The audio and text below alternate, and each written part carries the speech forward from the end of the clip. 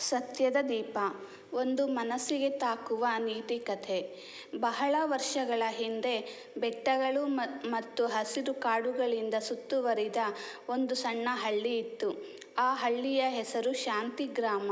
ಆ ಹಳ್ಳಿಯಲ್ಲಿ ಜನರು ಬಹಳ ಸರಳವಾಗಿ ಬದುಕುತ್ತಿದ್ದರು, ಕೃಷಿ ಮಾಡುತ್ತಿದ್ದರು, ಪರಸ್ಪರ ಸಹಾಯ ಮಾಡುತ್ತಿದ್ದರು ಮತ್ತು ಸಂತೋಷದಿಂದ ದಿನ ಕಳೆಯುತ್ತಿದ್ದರು. ಆ ಹಳ್ಳಿಯಲ್ಲಿ ಅರ್ಜುನ ಎಂಬ ಒಬ್ಬ ಹುಡುಗನಿದ್ದ. ಅವನು ತುಂಬ ಬುದ್ಧಿವಂತ. ಆದರೆ ಒಂದು ದೊಡ್ಡ ದೋಷವಿತ್ತು. ಅವನು ಯಾವಾಗಲೂ ಸುಳ್ಳು ಹೇಳುತ್ತಿದ್ದ. ಚಿಕ್ಕ ವಿಷಯಕ್ಕೂ ಸುಳ್ಳು, ದೊಡ್ಡ ವಿಷಯಕ್ಕೂ ಸುಳ್ಳು. ಒಂದು ದಿನ ತಾಯಿ ಕೇಳಿದಳು, ಅರ್ಜುನ, ನೀನು ಇಂದು ಶಾಲೆಗೆ ಹೋದೆಯಾ? ಅರ್ಜುನ ಕೂಡಲೇ ಹೇಳಿದ, ಹೌದು ಅಮ್ಮ, ಹೋಗಿದ್ದೆ. ಆದರೆ ಅವನು ಶಾಲೆಗೆ ಹೋಗಿರಲಿಲ್ಲ. ನದಿಯ ಬಳಿ ಗೆಳೆಯರ ಜೊತೆ ಆಟವಾಡುತ್ತಿದ್ದ. ಮೊದಲಿಗೆ ತಾಯಿ ನಂಬಿದಳು. ಆದರೆ ಹೀಗೆ ದಿನಗಳು ಕಳೆದಂತೆ ಅವನ ಸುಳ್ಳುಗಳು ಹೆಚ್ಚಾಗುತ್ತಾ ಹೋದವು. ಹಳ್ಳಿಯ ಜನರು ಕೂಡ ಅವನ ಮಾತನ್ನು ನಂಬುವುದನ್ನು ಕಡಿಮೆ ಮಾಡಿದರು. ಜ್ಞಾನಿಯ ಆಗಮನ. ಒಂದು ದಿನ ಆ ಹಳ್ಳಿಗೆ ಒಬ್ಬ ವೃದ್ಧ ಜ್ಞಾನಿ ಬಂದರು. ಅವರ ಹೆಸರು ಸ್ವಾಮಿ ಸತ್ಯಾನಂದ. ಅವರು ಎಲ್ಲರಿಗೂ ಒಳ್ಳೆಯ ಮಾತು ಹೇಳುತ್ತಿದ್ದರು. ಒಮ್ಮೆ ಅರ್ಜುನ ಅವರ ಬಳಿ ಹೋದ. ಸ್ವಾಮೀಜಿ, ನನಗೆ ಎಲ್ಲರೂ ಯಾಕೆ ನಂಬಿಕೆ ಇಡುವುದಿಲ್ಲ ಎಂದು ಕೇಳಿದ. ಸ್ವಾಮೀಜಿ ಮೃದುವಾಗಿ ನಕ್ಕರು. ನಿನ್ನ ಕೈಯಲ್ಲಿ ಈ ದೀಪವನ್ನು ತೆಗೆದುಕೊಂಡು ಹೋಗು ಎಂದು ಒಂದು ಚಿಕ್ಕ ದೀಪ ಕೊಟ್ಟರು. ಆದರೆ ಗಮನದಲ್ಲಿರಲಿ, ನೀನು ಯಾವಾಗ ಸುಳ್ಳು ಹೇಳುತ್ತೀಯೋ ದೀಪದ ಬೆಳಕು ಸ್ವಲ್ಪ ಕಡಿಮೆಯಾಗುತ್ತದೆ. ಅರ್ಜುನ ಅದನ್ನು ಆಟವೆಂದುಕೊಂಡ. ಬೆಳಕು ಕಡಿಮೆಯಾಗತೊಡಗಿತ್ತು. ಮೊದಲ ದಿನವೇ ಅವನು ಗೆಳೆಯನಿಗೆ ಹೇಳಿದ, ನಾನು ನಿನ್ನೆ ರಾಜನನ್ನು ನೋಡಿದೆ. ಅದು ಸುಳ್ಳು. ಅವನು ಮನೆಗೆ ಬಂದು ನೋಡಿದ. ದೀಪದ ಬೆಳಕು ಸ್ವಲ್ಪ ಕಡಿಮೆಯಾಗಿತ್ತು. ಅವನು ಬೆಚ್ಚಿಬಿದ್ದ. ಮರುದಿನ ಮತ್ತೆ ಸುಳ್ಳು ಹೇಳಿದ. ನಾನು ಪರೀಕ್ಷೆಯಲ್ಲಿ ಮೊದಲನೇ ರ್ಯಾಂಕ್ ಬಂದೆ.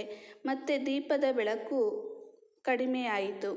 ಹೀಗೆ ದಿನಗಳು ಕಳೆದಂತೆ ದೀಪ ಕತ್ತಲೆಯಾಗಿ ಬಿಟ್ಟಿತು. ಅರ್ಜುನ ಹೆದರಿದ. ಕಾಡಿನ ಘಟನೆ.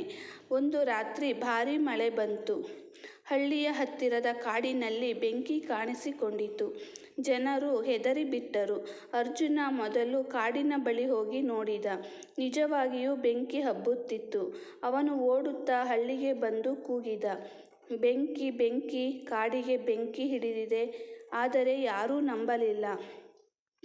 ಇವನು ಮತ್ತೆ ಸುಳ್ಳು ಹೇಳುತ್ತಿದ್ದಾನೆ ಎಂದು ಎಲ್ಲರೂ ನಿರ್ಲಕ್ಷ್ಯ ಮಾಡಿದರು. ಸ್ವಲ್ಪ ಸಮಯದ ನಂತರ ಬೆಂಕಿ ದೊಡ್ಡದಾಯಿತು. ಆಗ ಜನರು ಓಡಿ ಹೋಗಿ ನೋಡಿದರು. ನಿಜವಾಗಿಯೂ ಕಾಡು ಹೊತ್ತಿ ಉರಿಯುತ್ತಿತ್ತು. ಹಳ್ಳಿಯ ಜನರು ಸೇರಿ ಬೆಂಕಿ ಆರಿಸಿದರು. ಆದರೆ ಅರ್ಜುನ ಮೌನವಾಗಿ ನಿಂತಿದ್ದ. ಅವನ ಕಣ್ಣುಗಳಲ್ಲಿ ನೀರು, ಸತ್ಯದ ಅರಿವು. ಮರುದಿನ ಅರ್ಜುನ ಸ್ವಾಮಿ ಸತ್ಯಾನಂದರ ಬಳಿಗೆ ಹೋದ. ಸ್ವಾಮೀಜಿ, ನನ್ನನ್ನು ಯಾರೂ ನಂಬಲಿಲ್ಲ. ಸ್ವಾಮೀಜಿ ಶಾಂತವಾಗಿ ಹೇಳಿದರು, ಸುಳ್ಳು ಹೇಳುವವನು ಒಂದು ದಿನ ಸತ್ಯ ಹೇಳಿದರೂ ಜನರು ನಂಬುವುದಿಲ್ಲ. ನಂಬಿಕೆ ಎಂಬುದು ಗಾಜಿನಂತೆ. ಒಮ್ಮೆ ಒಡೆದರೆ ಮತ್ತೆ ಜೋಡಿಸುವುದು ಕಷ್ಟ. ಅರ್ಜುನ ತಲೆ ತಗ್ಗಿಸಿದ. ಇನ್ನೆಂದಿಗೂ ನಾನು ಸತ್ಯವೇ ಹೇಳುತ್ತೇನೆ ಎಂದನು. ಸ್ವಾಮೀಜಿ ದೀಪವನ್ನು ಮತ್ತೆ ಅವನ ಕೈಗೆ ಕೊಟ್ಟರು. ಅರ್ಜುನ ಆಶ್ಚರ್ಯಪಟ್ಟ. ದೀಪ ಮತ್ತೆ ಪ್ರಕಾಶಮಾನವಾಗಿ ಹೊಳೆಯುತ್ತಿತ್ತು. ಬದಲಾದ ಅರ್ಜುನ.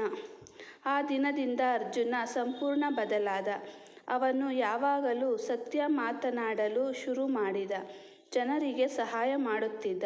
ನಿಧಾನವಾಗಿ ಹಳ್ಳಿಯವರು ಮತ್ತೆ ಅವನನ್ನು ನಂಬಲು ಆರಂಭಿಸಿದರು. ಕೆಲ ವರ್ಷಗಳ ನಂತರ ಅದೇ ಅರ್ಜುನ ಹಳ್ಳಿಯ ಅತ್ಯಂತ ಗೌರವಾನ್ವಿತ ವ್ಯಕ್ತಿಯಾದ. ಜನರು ಹೇಳುತ್ತಿದ್ದರು, ಸತ್ಯದ ದಾರಿ ಕಷ್ಟವಾದರೂ ಅದು ಕೊನೆಯಲ್ಲಿ ಬೆಳಕಿನತ್ತ ಕರೆದೊಯ್ಯುತ್ತದೆ. ನೀತಿ. ಸತ್ಯವೇ ಶಾಶ್ವತ ಬೆಳಕು. ಸುಳ್ಳು ಕ್ಷಣಿಕ ಲಾಭ ಕೊಡಬಹುದು, ಆದರೆ ನಂಬಿಕೆಯನ್ನು ಕಳೆಸುತ್ತದೆ.